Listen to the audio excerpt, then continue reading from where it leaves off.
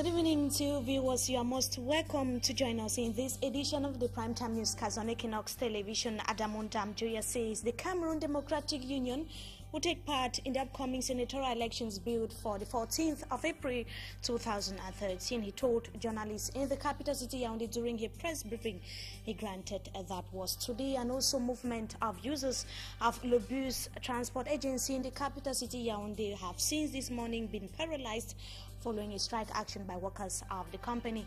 Plus, the conclave to elect a new pope to head the Roman Catholic papacy began this afternoon, and our guest tonight, a priest, tells us the atmosphere reigning in Catholic denominations here in the economic capital Douala. These are major headlines, details and more just in a moment.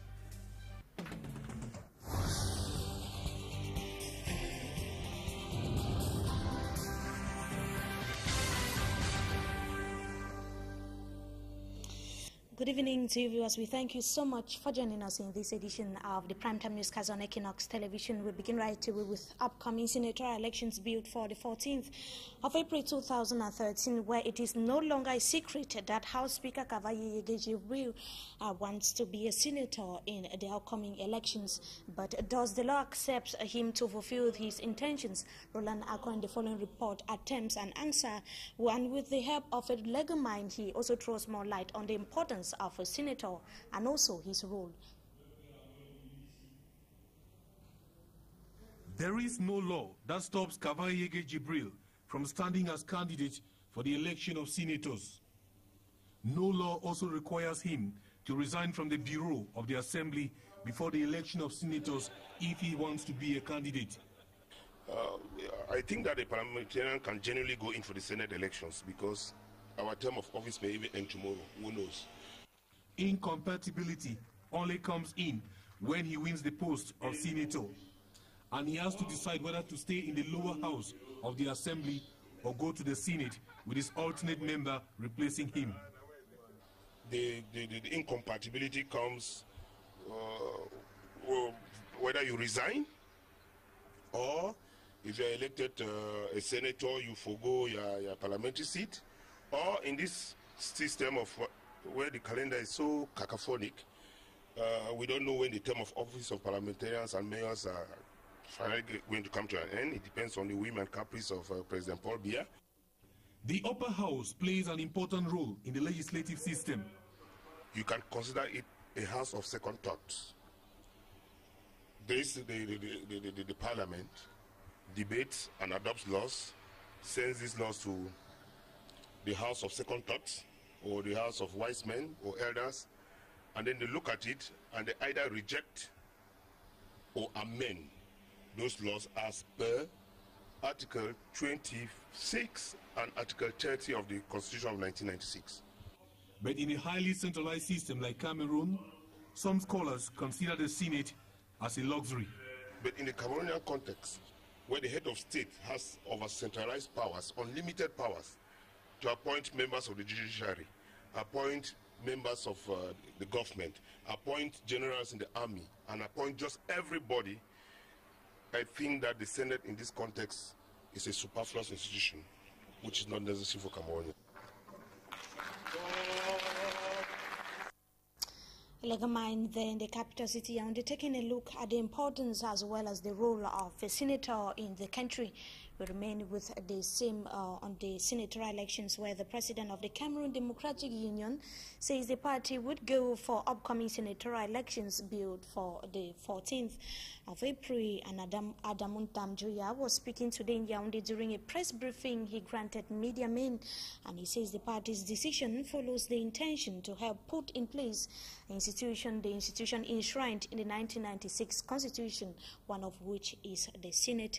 And the CDU chair also spoke about the recent clash between supporters of his party and the palace guards of the Bamoun Palace. And now, in the following interview, let's listen to the president of the Cameroon Democratic Union, Adamun Damjoya. He spoke to our reporter, Roland Akon, shortly after the press briefing in Yaoundé.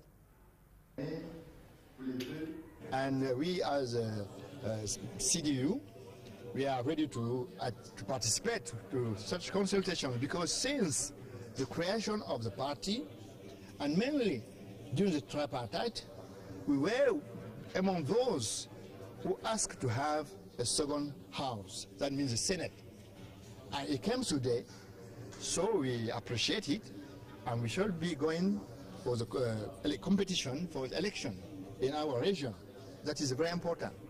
But the most important is to know what is the role of the Senate in the Parliament. And we have developed to know that, and so to be able to accomplish our mission. And now, still in that part of Cameroon, members of Parliament have today continued deliberations as the ordinary session of the National Assembly entered day 2. Today, the various members of Parliament yesterday recommended that those behind the serial killings in Mimboman should not go unpunished. The problems of energy, that is water, and the scarcity of electricity in the country was another subject on the agenda. Meanwhile, political parties have up to the 14th of March, that is a Thursday this week, to present the list of their various candidates for upcoming senatorials in the country. The extension is coming after political parties reportedly complained that the time given was not enough to complete the selection of their various candidates.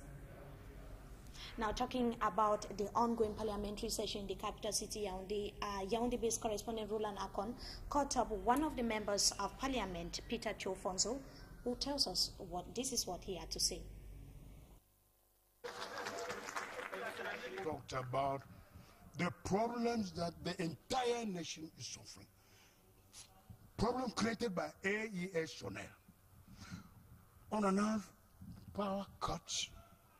People, children are roasted in houses. They are lighting candles when they think that they should be using electricity. I want to, during this interview, inform AES Sonel that they are not giving satisfaction to this nation. Government should reveal a contract with AES Sonel. What I'm saying, you heard the applause in the hall. Parliamentarians accept that sovereign representatives of the people. I think that Sonel is not giving us satisfaction. The water authorities were not getting us satisfaction. So water is being rationed. I think it's not correct. The other point is about homosexuality. The parliamentarian men and women clapped. They were almost going to be standing ovation because I said something that people are pretending they want to talk about. We don't want any external influence. It is criminal. That is Peter Chofonzo there speaking to Yaoundé-based correspondent Roland Akon after the parliamentary session, which began yesterday in the capital city Yaoundé. Now 115 cardinal electors would from this afternoon they proceeded into the Sistine Chapel for the secret conclave to elect the new pope. The cardinals this morning attended a special mass ceremony in Rome ahead of the voting exercise, and they would have to vote 4 times on daily basis until the 2/3 of them can agree on a single candidate. The new pope is likely to be known before this week runs out. Now back to the capital city Yaoundé. Workers of Le Bus, a transport company in that part of Cameroon, are on strike over poor working conditions. The Roland Akon tells us in the following report that their strike action is a big inconvenience to many Yaoundé city dwellers who use their services for movements. His report.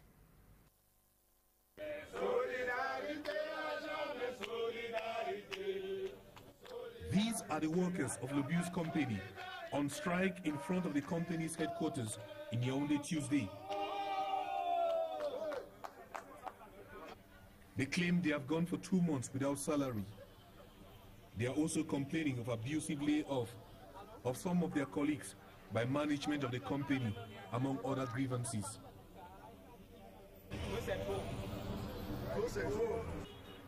All buses of Le Bus have been packed. The bus stops in town are empty. Le fait que le bus ne marche pas traîne aussi les fonctionnaires qui doivent aussi aller au niveau de leur service. The impact of their action is felt by inhabitants who depend on the transporter for movement. I'm really suffering. Yeah, so it's not going well, so I don't know what is happening. It is an opportunity for clandestine bus drivers who have increased by 100 francs transport fare because of the huge influx of passengers. Bien sûr, puisque je rentre avec un petit quelque chose. Management of the company refuse taking our questions when we approach them to get their own version of the story.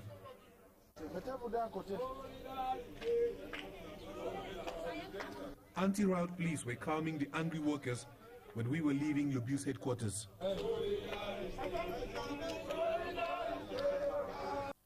Now, the governor of the south region of the country has promised severe sanctions to recalcitrant vendors of illicit drugs, and drugs worth millions of francs CFA were seized and later destroyed from roadside vendors in that part of Cameroon. And Abila tells us in the following report the difficulties or the dangers of the consumption of illicit drugs. The fight against the illegal or illicit sale of medications is far from being over in the South region. Drugs and other pharmaceutical products worth over 300 million francs CFA have been confiscated and destroyed. The South governor, alongside security forces, seized drugs from roadside vendors and went further, breaking into warehouses where more medications were being hidden. These drugs are said to be manipulated, sold and administered to Cameroonians by people who have very little or no knowledge of medicines. An action which is not only dangerous, but a serious threat to the health of ignorant consumers.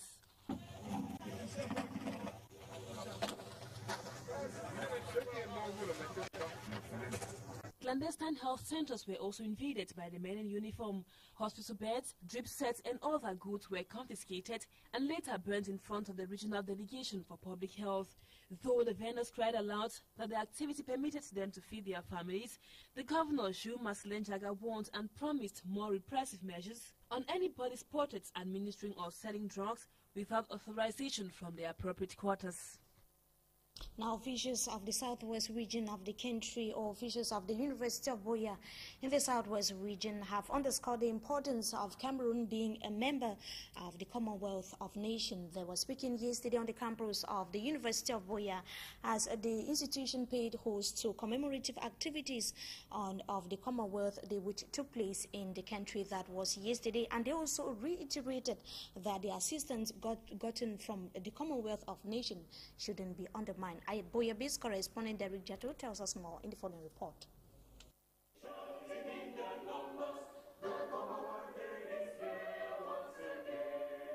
Celebrating the 2013 edition of the Commonwealth Day, this first Anglo-Saxon higher learning institution, the University of Buea, outlined some of the benefits reaped by the institution from this unique global family of 54 member countries that make up the organization. UB, in fact, gets a lot and has been getting a lot of Commonwealth and scholarship and the exchange of professors. UB has benefited a lot from the presence of qualified, internationally recognized experts. For quite some time, we've been having a problem with the Department of Economics. The Commonwealth was able to sustain us an expert who did a fantastic job as far as the Department of Economics is concerned. Officiating the ceremony on behalf of the Vice Chancellor, the Deputy Vice Chancellor in charge of research, cooperation and relation with the business world, Professor Ngo Victor, called on the university family to make use of this year's theme, opportunity through enterprise, by being creative with a positive attitude to grasp the opportunities of our time. Adding that combination in enterprise of creativity and a can-do spirit create opportunities to improve lives and livelihoods. The Commonwealth Day celebration was crowned by a roundtable conference, during which panelists inspired all present to be courageous and believe in themselves that they can do even the right thing for the first time to bring the positive change in the society.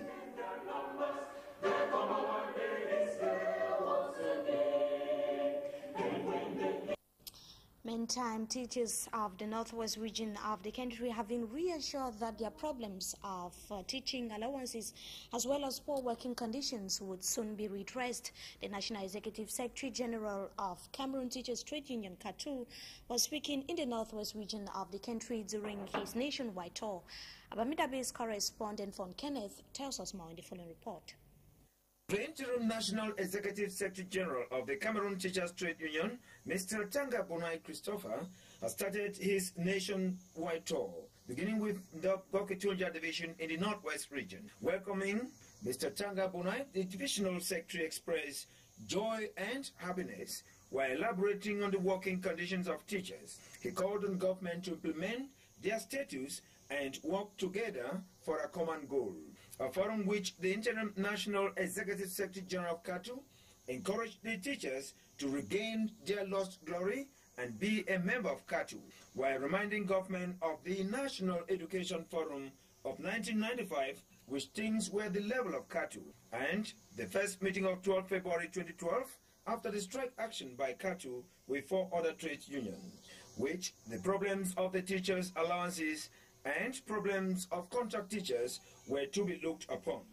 To begin the first lap of the nationwide tour of the National Executive Bureau of the Cameroon Teachers Trade Union, CATU, here in Goketunja, with the main objective of educating the teachers, sensitizing them, and informing them on the negotiations that we've been doing on their behalf at the level of the ad hoc committee in the Ministry of Labor and Social Security.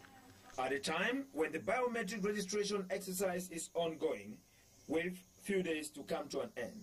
I would also want to seize this opportunity to call on all colleagues, all teachers, not to stay only in the classroom, but to also come out and be civic responsible. What do I mean here? I'm inviting all of them to register on the electoral list. If the government has been complaining over the years that they can't give us research and documentation allowance of 50,000 and 35,000 because of our numbers, then we can also make use of these our numbers when it comes to. That is the National Secretary General, or the Interim Secretary General of CATU, speaking in the northwest region of the country during his nationwide tour.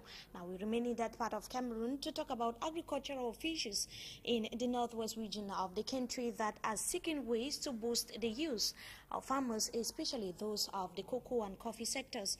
And 5 organizations in the Mizam division recently benefited from farm inputs, as Von Kenneth tells us once again in the following report. 1,200 bags of fertilizers worth over 60 tons of coffee have been handed to the farmers of 5 organizations in Mezam division, 1 from Balinyonga, 2 from Santa, and 2 from Bamenda. The handing over ceremony took place recently in Santa, presided at by the DO for Santa subdivision, Mr. Dian Jam Lawrence, funded by the Support Project for the Use of Fertilizers in the Cocoa and Coffee subsector and the Ministry of Agriculture and Rural Development. The distribution falls in line with the present economic context characterized by the rising prices of cocoa and coffee, reason why various actions like the maintenance of the existing plantation through fertilizers, the production of the existing plantation through fertilizers is encouraged. We are expecting that they put it into the farm, and only in coffee farm. Because we have an objective to improve the production of Arabica coffee. So we want them to use it for the Arabica coffee farms only. Addressing the farmers, Mayor Wanki Clement urged the farmers to make use of the opportunity and gave a warning note to farmers whose intentions are to sell the fertilizers. On his part, while addressing the farmers, the Dio for Santa's statement. This effort is a laudable initiative because it goes a long way to improve on the living standard of the producers of coffee, which is a sector that has been abandoned for quite some time. I have appealed to the state that the abandoned Santa Coffee Estate should be revamped so that it should act as a source of employment for the youths of the subdivision. I have warned the farmers that these fertilizers that are given to them today are meant for the farms and not for the market. I said I'm going to personally monitor with the forces of law and order and agricultural technicians to see into it that these fertilizers go only to the farm and not to the market. And that does it for the first part of this newscast. And just after the break, we talk about the election of the new Pope. Stay tuned.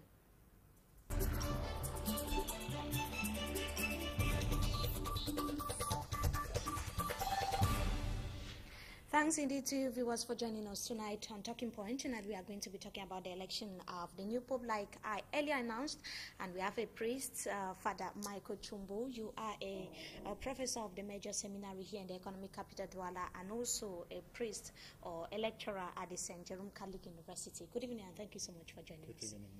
And we know the election of a new Pope is top on the agenda with reports of how he will likely be known before this week runs out. How is the church preparing? How is the atmosphere in the church now? The atmosphere in the church, I would say, is one of prayerful expectation. You know, there are expectations, there's excitement, but it's also very serene. Serene because it's a very spiritual exercise, one that flows from the spiritual life of the church. So unlike the election of a political leader, this is a faith-filled experience, which we trust in God, we pray, we trust in God, and we hope for what God will give us. So prayers now have intensified amongst Christians in Catholic Church now. Correct. Today. And this morning there was the Mass in Rome in preparation for the conclave, in which Cardinal Sodano, the Dean of the College of Cardinal, called on all the faithful in the world to pray seriously. This is an upper room experience, if you know what that is in the scriptures, when the disciples got together to pray as they waited, for the resurrection, expecting a resurrection or being together and praying until Christ appeared to them. So this is a very intense moment of prayer in the church. In the church. And now, how is the voting exercise going to unfold? How is it going to go? I think, I must say there's also been a lot of speculation around the voting exercise. People talk of secrecy. The secrecy is just on the point of not letting people know what are some of the things going on and on what choices people make. Unlike a political election whereby your votes are made public and the tendencies, there are speculations. This one is a secrecy because it has to do with a commitment that you make before God. So the exercise begins. It started today with the cardinals swearing an oath of secrecy as they walk into a conclave, meaning that everything that happens in the conclave stays in the conclave. But what actually happens is that they each go up with their ballot papers that they drop in an urn in front of the fresco of the Last Judgment in the Sistine Chapel. There they say a particular prayer. In that prayer they expressed their willingness, the freedom of their minds, and then they cast their ballot.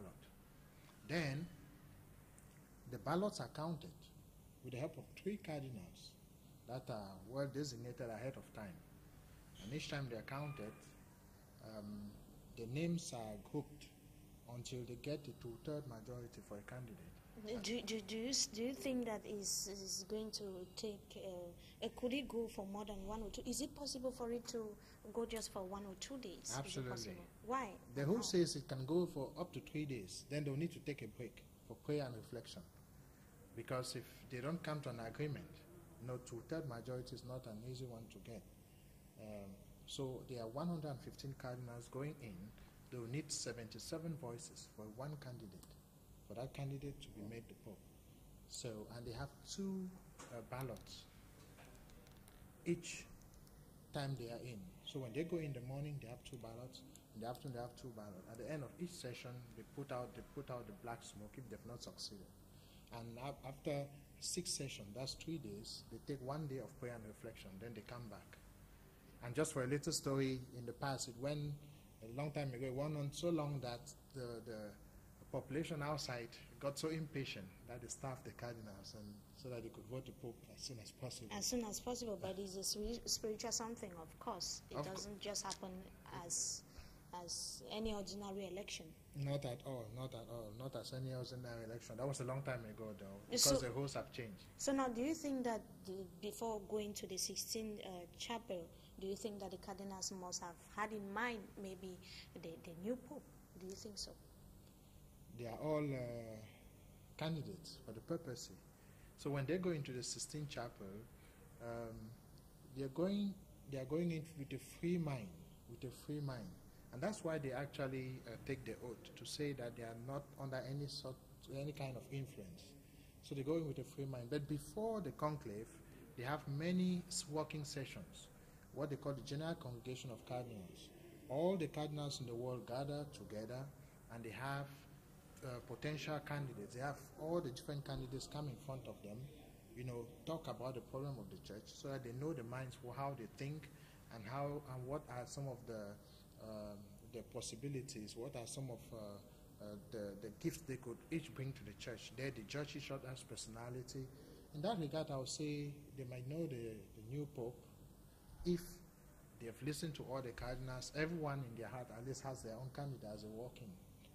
Talking about the cardinals and those that the 115 cardinals, what does it take to be amongst the 115 College of Cardinals to elect the new Pope? Correct. There are over 150 cardinals now, but some of them have gone past the retirement, the age limit. Once a cardinal turns 80, he is no longer an elector, means he can no longer access the conclave. For example, our own very cardinal here in Douala, the eminent Christian Cardinal Toomey, the Archbishop Emeritus, he went to Rome as soon as the conclave was called, but he's not an elector because he's 82 now. But he participates in the general discussions before the conclave. He contributes in what he thinks is a vision of the church, what the church needs at this time, so that future popes present could pick up ideas on how to lead the church. So there's that criteria of age. You must have the maximum of 80, like they're saying, and a minimum of how many years? The maximum is 80. So once you turn 80, you are disqualified. And the minimum, it goes down to... The youngest cardinal now on the bunch is about 56 years old. In the College of Cardinals? In the College of Cardinals. So there's no minimum. Depends on how old someone is when they're appointed cardinal. But the youngest now is 56 from the Philippines. Now, with the election of the new Pope, some analysts are speculating that a black cardinal might probably be a Pope. So what do you have to say about that? Do you think that nationality is going to be an issue in the election of the new Pope? I don't really think so. I think what's more important is what the church needs at this time. And we all know that the College of Cardinals is so diverse at the moment. We have many Africans, many Americans, South Americans, Asians, so it could be anybody.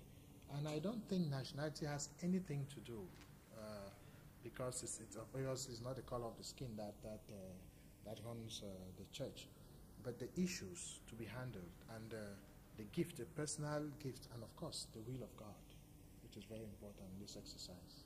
So it doesn't matter whether he's an African, an Italian, or it really doesn't. So what are your expectations of the new Pope when the Pope will finally be pronounced before the coming of the Holy Period? What are your expectations? My expectation as a Christian is that he should be a Pope that will be a shepherd of his people. He should be a Pope that will continue to lead the church in the same spirit that the church has been led in the past, with the past two papacy that have actually witnessed, Pope John Paul and Pope Benedict, and that he should be an inspiration for young people. Young people are looking forward to this new Pope, and of course, you know, his first World Youth Day will be in South America, and the expectations are really high there. So maybe as a young clergy, I'm really looking forward to that. So between now and maybe probably Thursday or Friday, we shall probably be seeing the white smoke, like you earlier said, Father. I do hope so. And speculations are that he will have his first public mass on the 19th of March, which is the Feast of St. Joseph. Okay, thanks indeed, Father Michael Chumbu. You are a priest and a theologian and also a professor of one of the major seminaries here in the economic capital, Douala. We thank you so much for joining us tonight. Thank you so much. And to you viewers, we have come to the end of this edition of the Primetime Newscast on ETV. We thank you so much for your usual keen attention. Meantime, have a wonderful stay in the company of our programs, and good evening to you all.